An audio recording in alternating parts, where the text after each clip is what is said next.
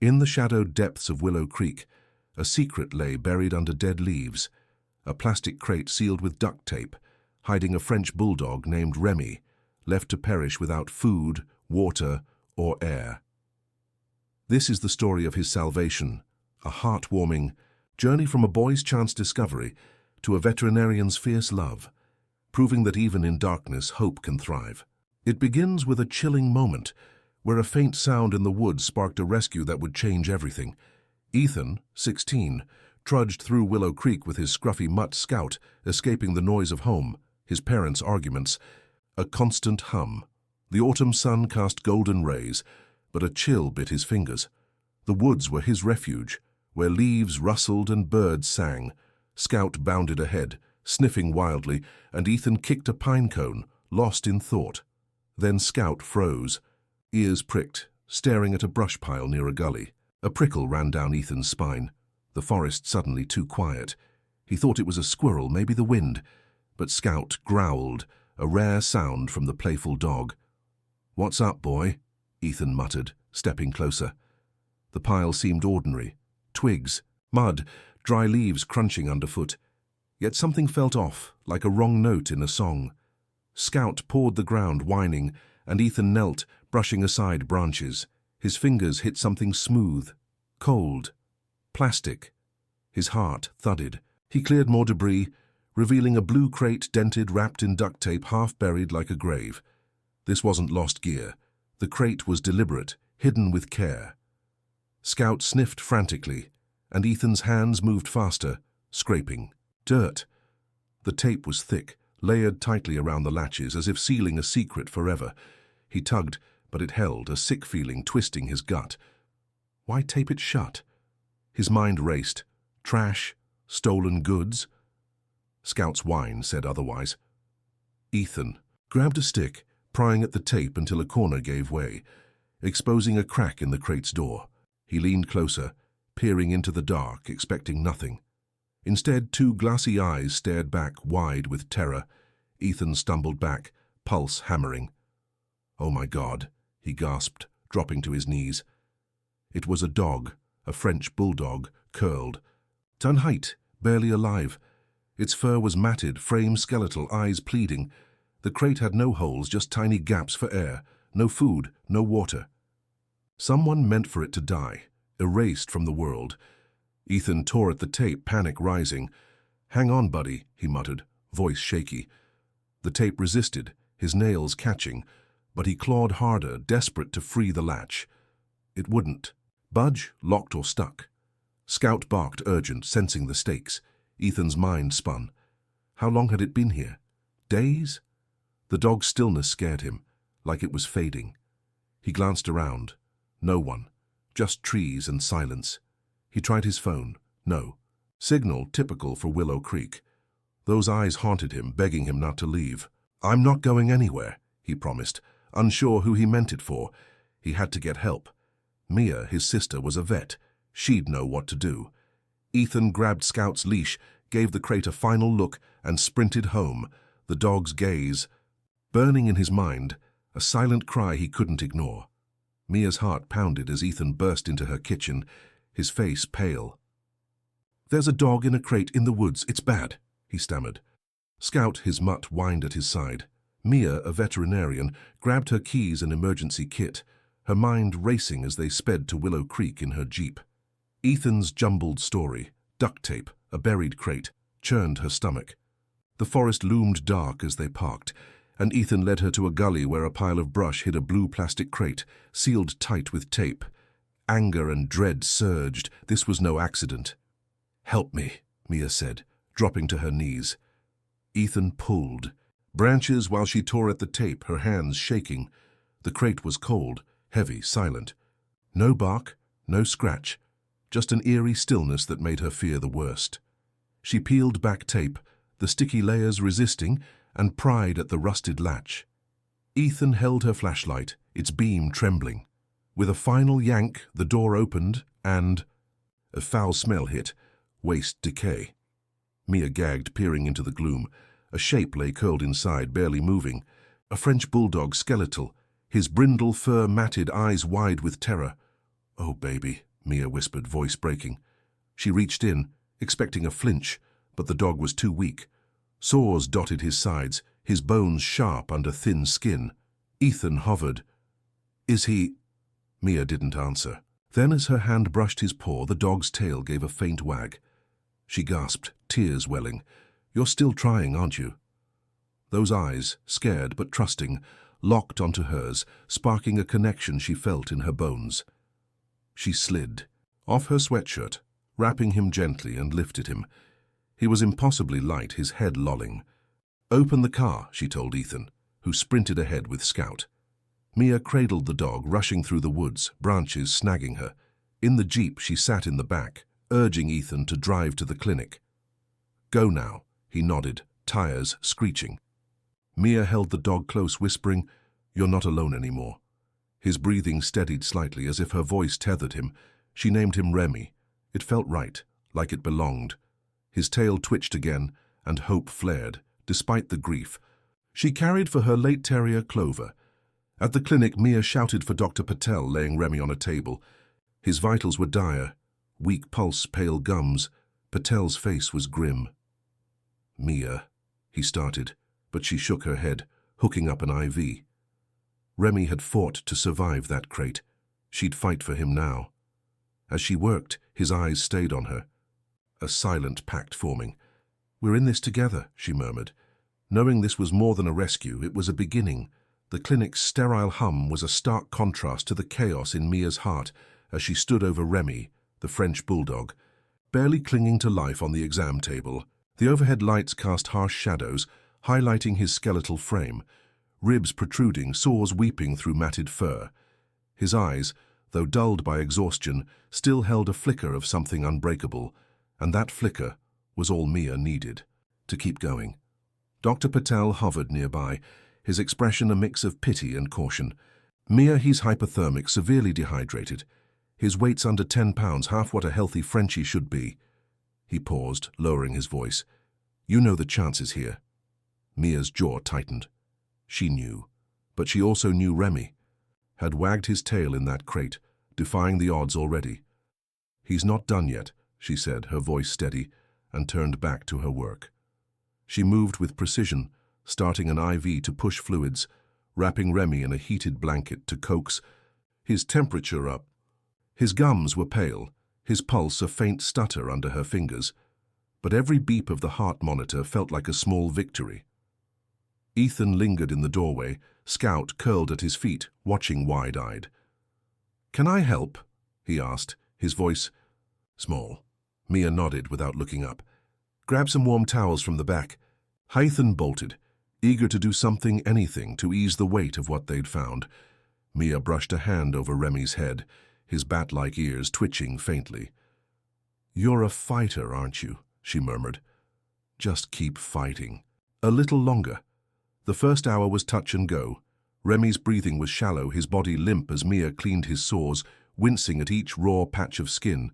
She clipped away clumps of fur, revealing the extent of his neglect, scabs, fleas, a body worn down by cruelty and time. Patel shook his head, muttering about organ failure, but Mia ignored him, focusing on the task at hand. She syringe-fed Remy a trickle of electrolyte solution, watching his throat for any sign of a swallow. Nothing at first. Then a faint bob of his Adam's apple, so slight she nearly missed it. Her breath caught. "That's it, Remy, good boy." By midnight, the clinic was quiet, the rest of the staff gone home. Mia stayed, refusing to leave. She pulled a chair next to Remy's. Kennel, the recovery room lit only by the soft glow of monitors. Ethan had fallen asleep on a waiting room bench, Scout snoring beside him. Mia didn't have the heart to wake them. She'd need Ethan's help tomorrow, but for now this was her vigil. She watched Remy's chest rise and fall, each breath a fragile thread. Her mind wandered to Clover, her terrier who died too soon, hit by a car one rainy night. The grief had carved a hole in her, one she'd filled with work, avoiding dog beds, leashes, anything that reminded her of what she'd lost. But Remy was different. He wasn't asking her to forget Clover. He was asking her to remember how to hope. At 2:37 a.m., Remy stirred. His head lifted just an inch, then fell back. Mia slid to the floor, heart pounding, and opened the kennel door. "Hey, little warrior," she whispered, offering a syringe of water. His tongue flicked out, slow and shaky, lapping a single drop. It wasn't much, but it was everything. Tears pricked her eyes as she rested her hand on his side, feeling the faint thud of his heart. "You're safe now," she said, her voice cracking. "I'm right here." Remy's eyes met hers, and for the first time they seemed less haunted, like he believed her, even just a little. Morning brought cautious progress. Remy could move his head without collapsing, his eyes tracking Mia as she crossed the room. Patel checked him over, raising an eyebrow. "He's tougher than he looks," he admitted, slipping Remy a tiny treat when he thought Mia wasn't watching. She smiled faintly, grateful for the shift in his tone. Ethan woke up bleary-eyed and peered into the kennel. "He looks better, right?" Mia nodded, ruffling her brother's hair. "Yeah, kid, he's trying." Ethan grinned, a spark of pride in his eyes. He'd found Remy, after all. That made him part of this too. Mia's phone buzzed with a text from her friend Lila, asking why she'd missed their usual coffee run. She typed a quick reply, found a dog, rough shape, at the clinic, but didn't elaborate. How could she explain what Remy was doing to her, the way his stubborn will was cracking open something she'd locked away? She glanced at him, now nestled in fresh blankets, and felt a pang of something new. Not just duty, but connection. She'd saved animals before, but Remy was saving her right back, stitch by fragile stitch. As the day wore on, Mia kept up the routine. Fluids, antibiotics, gentle cleaning. Remy's tail gave another weak wag when she spoke, and she laughed softly, a sound that felt foreign after months of silence. She caught herself humming, something she hadn't done since Clover, and realized Remy wasn't just a patient. He was becoming her reason to show up, to feel again. But he wasn't out of the woods yet. His kidneys were shaky, his strength a flicker that could fade. Mia pushed the thought away, focusing on the present, on the dog who'd chosen to trust her despite everything. By evening, Remy managed to lift his head for 3 whole seconds, his nose twitching toward the smell of wet food Mia offered. He didn't eat, but he tried, and that was enough to make her heart sore. She sat beside him, one hand on his blanket, and whispered, "We're gonna do this, Remy, step by step." His eyes closed, his breathing easier now, and Mia knew this was only the beginning of his fight, of their bond, of something neither of them could have expected. The clinic's bustle faded as Mia carried Remy, still bundled in a soft blanket, through her front door. It was a week since they'd found him, and though he was stable enough to leave the sterile recovery room, his fragility clung to him like a shadow. At just over 10 pounds, Remy was a whisper of a French bulldog, his brindle coat dull, his movements tentative. But his eyes, those wide, soulful eyes, followed Mia with a trust that made her chest ache. She hadn't brought a dog home since Clover's death, hadn't touched the leash still looped by the door, or the empty bed in the corner. Yet here was Remy, breaking through her walls, and Mia knew this was more than a foster. This was a promise. To him, to herself, to heal together. She settled Remy on her couch, nestling him in a nest of pillows and a fleece throw. The living room was small, cluttered with books and half-dead plants, but it felt warmer with him there. "Welcome home, little guy," she said softly, stroking his head. His bat-like ears twitched and he leaned into her touch, a faint sigh escaping his snout. Mia's heart tugged. She'd forgotten how a dog's presence could fill a space, how their quiet breathing could steady her own. She set up a corner with water, a shallow bowl of high-calorie food and a heating pad, knowing Remy needed warmth as much as nourishment. The first night was a delicate dance. Mia fed him tiny amounts every 2 hours, using a syringe to drip broth into his mouth. He lapped weakly, his tongue clumsy but determined. Each swallow felt like a triumph, and Mia whispered encouragement, "That's it, Remy. You've got this." She slept on the floor beside him, one hand resting near his blanket, waking at every rustle. Around 3 a.m., Remy whimpered, a soft, plaintive sound that jolted her upright. Her pulse raced, fearing pain, but when she leaned close, She saw his, eyes searching not for danger but for her. He shuffled closer, his paw brushing her hand, and rested there, his breathing slowing. Mia's throat tightened. "I'm right here," she murmured, and in that moment she felt it. A bond forging, as if Remy had chosen her as his safe place. Days blurred into a rhythm of care and quiet victories. Remy's strength grew in increments, a steadier head, lift, a longer gaze out the window. Mia worked her clinic shifts, rushing home to check on him, her colleagues noticing the spark in her eyes. "You're glowing," Lila teased during a lunch break, but Mia just smiled, deflecting. How could she explain that Remy was stitching her back together? She'd buried her grief for Clover in work, in solitude, but Remy's resilience, his refusal to give up, was teaching her to let light in again. She caught herself talking to him constantly, narrating her day, and he'd listen, his tail thumping faintly, as if her voice was his anchor. One evening, Remy tried to stand. His legs wobbled, collapsing under him, but he tried again, stubborn and proud. Mia clapped softly, tears prickling. "Look at you, warrior." He stumbled toward her, collapsing into her lap, and she laughed, a sound so rare it startled her. She buried her face in his fur, now softer after careful baths, and felt a weight lift. That night, she opened a drawer she'd avoided for months. Inside was Clover's collar, its leather worn smooth. Mia held it, her chest tight, then set it beside Remy's blanket. "She'd have loved you," she whispered.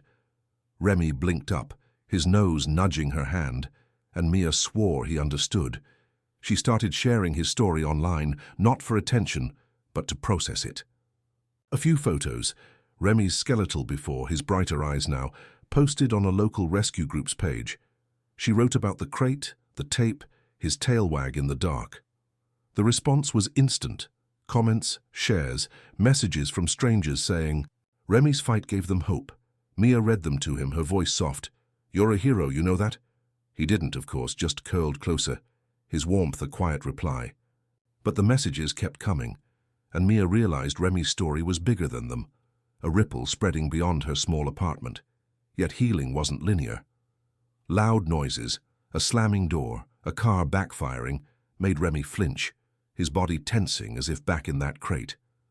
One night, a thunderstorm rolled in and he trembled, pressing into Mia's side. She scooped him up, humming softly, and sat by the window, watching rain streak the glass. "You're not there anymore," she said, her arms steady around him. "You're home." His shaking eased, his head resting on her shoulder, and Mia felt a shift, not just in him, but in her. She wasn't just saving Remy. He was showing her how to trust again, how to love without fear of loss. By the end of the second week, Remy could take a few steps, his gait wobbly but determined. He followed Mia to the kitchen, his nails clicking on the floor, and she laughed, tossing him a tiny treat he sniffed curiously. The internet buzzed with his progress. People called him the miracle pup, sent donations for his care. Mia didn't want the spotlight, but she let it grow, sensing Remy's story could help others. At home, though, it was just them. Mia, reading on the couch, Remy curled beside her, his snores a gentle rhythm. She looked at him one night, his face peaceful, and whispered, "You're changing everything, Remy." He didn't stir, but his tail gave a single sleepy wag, as if he knew. Remy's world was expanding, one shaky step at a time, and Mia's heart seemed to grow with it. 3 weeks after his rescue, the French Bulldog's once dull eyes now sparkled with curiosity, his bat-like ears perking at every creak of the apartment floor.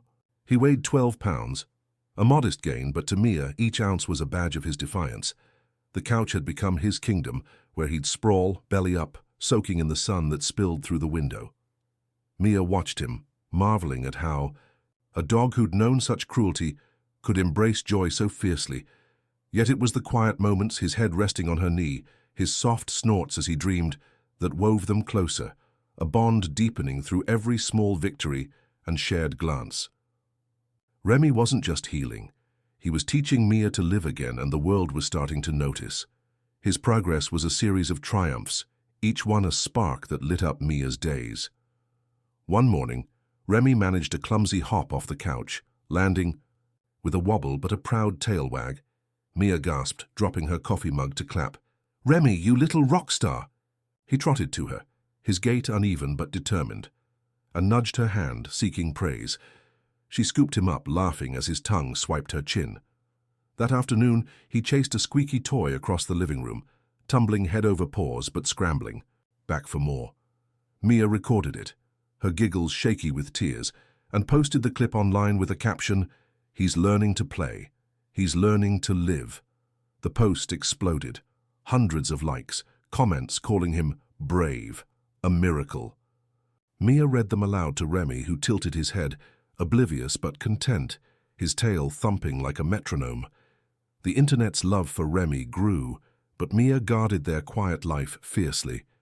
She'd reply to messages, "Thank you, he's getting stronger," but kept details spare, protective of the fragile magic unfolding at home. Strangers sent treats, blankets, even a tiny harness embroidered with Remy. Ethan, now a regular at Mia's, helped open the packages, his face lighting up with each gift. "He's famous, Mia," he said, tossing a toy to Remy, who pounced with a snort. Mia smiled but felt a pang. Fame wasn't the point. Remy's real victory was the way he'd curl against her at night, his warmth easing the ache Clover's death had left. He was her anchor, her proof that broken things could mend. Yet Remy's past lingered. A roll of packing tape in the kitchen made him freeze, his eyes darting as if the crate might reappear. Mia learned to move slowly, hiding triggers, her voice a steady hum of reassurance. One evening she dropped a pan, the clang echoing, and Remy dove under the couch, trembling. Mia knelt, heart sinking, and coaxed him out with whispers. "You're safe, buddy. It's just us." He crept forward, pressing his nose to her palm, and she held him close, humming until his shakes faded. These moments reminded her, healing was a journey, not a race. She'd catch herself staring at Clover's collar, still by Remy's bed, and feel a mix of grief and gratitude. Remy wasn't replacing Clover. He was building something new, something theirs. His first bark came unexpectedly. Mia was cooking, steam rising from a pot, when Remy, perched on his couch throne, let out a raspy woof. She spun, spoon in hand, as he stood, legs trembling but proud, barking again, a sound small but mighty. "Remy!" she cried, rushing to him. He wagged his tail so hard he nearly tipped over, and Mia dropped to her knees, laughing through tears. "You found your voice." She grabbed her phone, filming his wobbly stance, his bark growing bolder. The video went viral overnight, thousands sharing the miracle pup's first bark. Comments flooded in. "He's a fighter. You saved him." Mia scrolled, stunned, whispering to Remy, "You're helping people, you know." He yawned unimpressed and flopped into her lap. Their bond deepened in the ordinary. Mia would read, Remy's head on her thigh, his snores syncing with her breaths. She'd talk to him about work, her fears, how Clover used to steal socks, and he'd listen, eyes soft as if memorizing her. One night she pulled Clover's collar from its place, tracing its worn leather. Remy watched, then nudged her hand, his nose warm. Mia hesitated, then looped the collar around her wrist like a bracelet. "So you'd have been pals," she said, voice thick. Remy licked her fingers and Mia felt a release, not of grief but of its weight. She was learning to hold both loves, past and present, without breaking. The clinic staff adored Remy's visits, sneaking him bits of chicken, calling him their mascot. Even Patel, once skeptical, would scratch Remy's chin, muttering, "Tough little guy." Ethan brought Scout over, and the dog sniffed cautiously, Remy's tail wagging at a potential friend. Mia watched, heart full, but noticed Remy tire. Quickly. His kidneys were still weak, his stamina fragile. She'd lie awake, checking his breathing, fearing the what-ifs. But then Remy would wake, nuzzle her, and she'd think, "He's here now." That's enough. Online, Remy's story spread. Rescue groups shared it. A local news blog picked it up. Mia posted updates, honest about the hard days, the flinches, but glowing about his spirit. A message from a woman stopped her cold. "I was ready to give up, But Remy's tail wag in that crate video kept me going. Mia stared, tears falling, and showed Remy asleep on his back. "You're a light, aren't you?" she whispered. He didn't stir, but his paw twitched as if agreeing. One quiet evening, Mia sat with Remy, the world outside dark and still. She opened her laptop, drafting a post. "Remy's not just surviving, he's thriving. He's my heart." She paused, then added, "I love you, Remy." She hadn't said it aloud, not yet, but typing it felt like a vow. She hit post, closed the laptop, and looked at him, curled tight against her. "We're doing this," she said softly, and Remy's tail thumped, a gentle beat of trust. A year had passed since that chilling day in Willow Creek, and Remy, the French bulldog once left to die, was a picture of life. His brindle coat glossy, his bat-like ears alert, his snorty laugh a daily gift in Mia's home. At 15 pounds, he bounded through her small backyard, chasing butterflies with a joy that seemed to defy his past.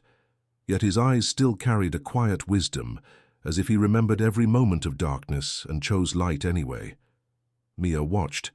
Him, her heart full knowing Remy hadn't just survived, he'd transformed her, their bond a beacon that now reached far beyond their quiet life. Inspired by his resilience, Mia was building something bigger, a purpose born from pain, and Remy, with his wagging tail and gentle heart, was at its core, showing the world that even the smallest soul could spark change.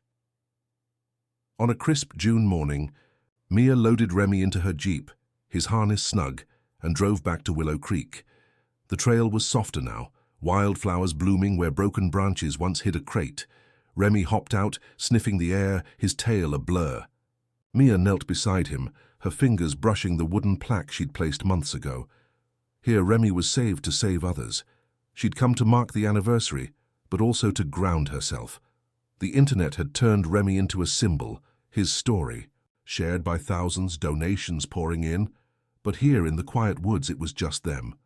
"You started something, buddy," she whispered. Remy pressed his head against her knee as if to say, "We did." Back home, Mia's apartment had become a hub of hope. She'd launched Remy's Haven, a small non-profit to rescue and rehabilitate abused dogs. It started modestly. Her, Ethan, a few volunteers, but grew as Remy's story spread. The first rescue, a trembling beagle found tied to a fence, arrived shaky and scared. Mia brought Remy to meet her, and he lay down, calm and steady, letting the beagle sniff him.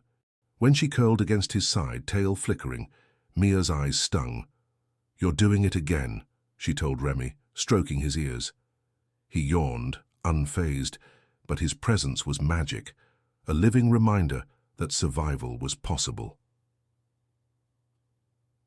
Remy's Haven. Saved 10 dogs in its first 6 months, each one a testament to his legacy. Mia documented their journeys online, posting photos of Remy with new arrivals, his gentle nudges easing their fear.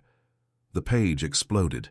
People donated crates, food, even vet services. A local news channel ran a segment, calling Remy Asheville's miracle pup.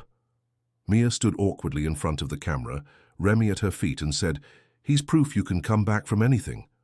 The story aired, and her inbox flooded with messages. "Remy gave me courage. He's why I adopted." Mia read them to him, laughing. "You're a therapist now, huh?" Remy snorted, rolling onto his back for a belly rub. At home, Remy remained her shadow. He'd greet her after shifts, tail spinning, and sleep pressed against her, his snores, a lullaby. But his past lingered. Duct tape sounds still made him tense, and nightmares woke him, trembling. Mia would scoop him up, whispering, "You're safe," until he settled. These moments grounded her, reminding her why Remy's Haven mattered. One night, a volunteer brought a new pup, a spaniel dumped in an alley. Remy sniffed her, then lay close, letting her rest against him. Mia snapped a photo, posting it with, "The one who was saved is saving others." It went viral, but in their quiet living room, it was just Remy, the pup, and Mia, heart aching with pride. The community rallied. Ethan organized a fundraiser, selling Remy's Haven bandanas. His grin wide as kids petted Remy at the park. Lila, Mia's friend, designed a logo, a silhouette of Remy's ears. Even Patel chipped in, offering free checkups for rescues. Mia felt Clover's presence in it all, her old collar now hung by the door, a quiet blessing. One evening a girl visited with her mom, nervous around dogs after a bite. Remy lay flat, letting her pat his head, and when she smiled, her mom hugged Mia. "He's special," she said. Mia nodded, throat tight. He knows hurt, and he knows how to heal. Remy's influence stretched further. A teacher wrote, saying her class raised money for the non-profit after reading his story. A therapist shared how clients found hope in his survival. Mia sat with Remy one night, scrolling through letters and whispered, "You're someone's reason to keep going." He licked her chin, tail thumping, as if he'd always known. She leaned back, Clover's collar glinting in the lamplight, and felt whole, not fixed, but rebuilt, with Remy's love as the glue. On a warm July day, Mia took Remy to a Remy's Haven event, a small adoption fair. He pranced among crates, greeting nervous pups, his calm spreading like ripples. A shy hound, newly rescued, froze until Remy nudged him, tail wagging. The hound stepped forward, and Mia clapped, tears falling. She looked at Remy, now chasing. A leaf and thought of the crate, the tape, the eyes that never gave up. He hadn't just survived, he'd become a light for others, a proof of grace. As the sun set, she knelt beside him, whispering, "You turned pain into purpose, Remy. You changed everything." He looked up, eyes bright, and barked once, sharp and happy, as if agreeing. This was home, this was hope, this was theirs.